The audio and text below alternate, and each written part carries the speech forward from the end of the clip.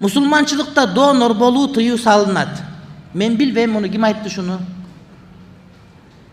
Musulmançılıkta donor болгонго тыюу салынбайт. Musulmançılıkta donor болгонго колдоо көрсөтүлөт. Эгерде сенин эки мүчөң бар, эки көзүң бар мисалы үчүн. Эки мүчө кайсы? Эки кол, эки көз бар да мисалы. Анан бир мүчөлөр бар. Мээ, мурун, жүрөк. Эгерде сенин бир тууганың досуң ооруп калса, эки көзүңүн бирин бериш керек болсо, берсең шарият уруксат берет. Эки мүчөсү барлар. Анан бир мүчөң алып берип кой, өзүң өлүп калганга уруксат бербейт.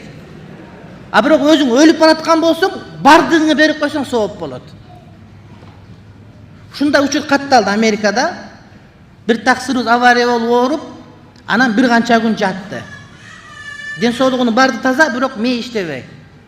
Ошол убакта башка адамдар ошонун жүрөктөрүнүн өпкөлөрүн берсе боло беле десе, болот болчу. Ага шарият тыюу салбайт. Ал сооп болот. Бир гана маселеси бар, ошол сатылынбайт мүчөлөрдүн бардыгы. Бул арам.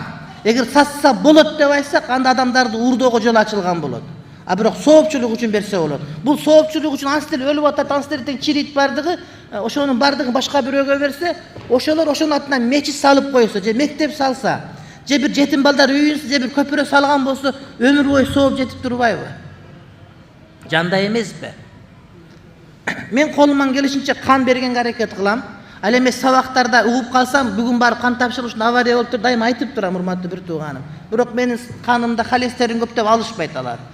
Барсам текшерип көрүлө, кайра айда берет, сенин каның жарабайт экен, барып анан каның оңдоп келди ушинтип айтышат. А бирок донор болгон бул жакшы. Адам өзүнүн канын саткан арам, чачын кыркып алып саткан арам. Адамдын денесинен чыккан нерсенин бардыгы адамдын өзү дагы ден соолугунун баарын саткан арам болуп эсептелет. Ал эмес өзүнүн сүтүн саткан дагы арам. Эгерде кан тапшырып, кан сатып атса, же уруктугун сатып, банктарга сатып атып, кийин бара ичине салып төрөйм деп турган болсо, айтор тыйынга болсо бул арам. Ал эми уруктукту жанагы банкка берген, бул таптакыр тыюу салат маселе болбойт. Анткени никелүү адамдардын ортосунда гана бири-бирине берилет. Ал эми никеси жокторго апарып базардан тандап алып, ушундай мага күйөө керек, ушундай бир неке деп алса, ал тыюу салынат.